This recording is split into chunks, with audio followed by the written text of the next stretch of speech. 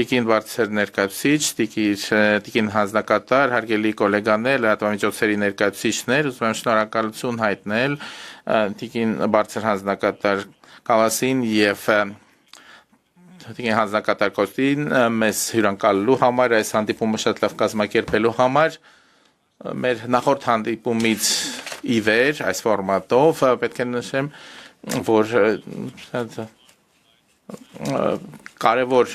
ժամանակահատված է եղել մեր համագործակցության համար սեպան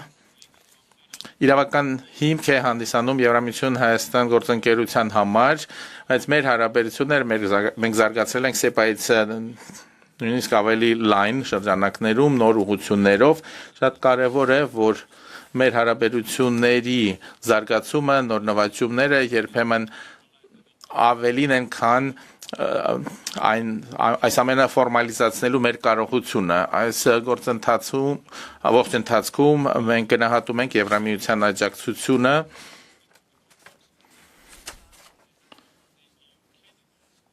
եւ շնորհակալ որ օգտագործել են մի շարք գործիքներ, որոնք նաեւ այդ թվում գործիքներ, որոնք մշակվել են անդամակցության տեխնացու երկրների համար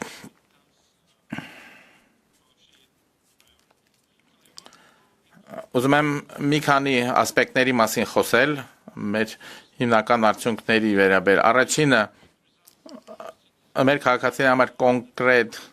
արդյունքներ ստանալու համար մենք սկսել ենք վիզայի ազատականացման գործընթացը եւ տեսնում ենք դրա առաջընթացը գործողությունների ծրագրի միջոցով, որի իրականացման արդյունքում կունենանք ավելի մեծ շարժունակության եւ կհասնենք ի վերջո առանց վիզայի ճամփորդության երկրորդը անվտանգության եւ պաշտպանության ոլորտում ընդլայնված համագործակցություն առաջին մասը օգնության Հայաստանը ստացավ խաղաղության գործիքի շրջանակներում դա նոր հորիզոններ է բացում համագործակցության համար եւ հանձնակատար Կալասի կամ բարձր ներկայացուցիչ Կալասի այցի ժամանակ մենք ստորագրեցինք համաձայնություններ եւ խոսեցինք նաեւ Հայաստանի ընդհանուր Եվրամիության ընդհանուր անվտանգության եւ պաշտպանության քաղաքականության միանալու մասին անվտանգությունը կամ պաշտպանությունը կարևոր ուղղություն է մեր համագործակցության համար տնտեսությունը եւ բարեփոխումները Դիմակայունության եւ աճի ծրագիրը չափազանց կարեւոր է բարեփոխումների համար, տարբեր ոլորտներում համագործակցության համար եւ ռազմավարական ոլորտներում ներդրումներն ավելացնելու համար։ Մենք վստահ ենք, որ մեր համագործակցությունը ել ավելի կամրապնդի Հայաստանի դիմակայությունը,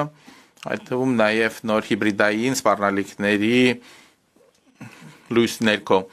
Չորրորդը կապակցվածությունը ավելի հզոր կոլեկտիվության կապակցվածության Հայաստանի տեսլականը ոչ միայն համապատասխանում է Եվրամիության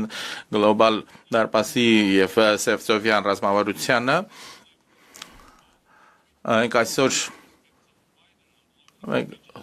խոսենք տարածաշրջանային ենթակառուցվածքների ապաշրջափակման ավելի մեծ հնարավորությունների մասին մենք նաև քննարկել ենք ակտիվ աշխատանքը TRIP ծրագրի իրականացման ուղղությամբ եւ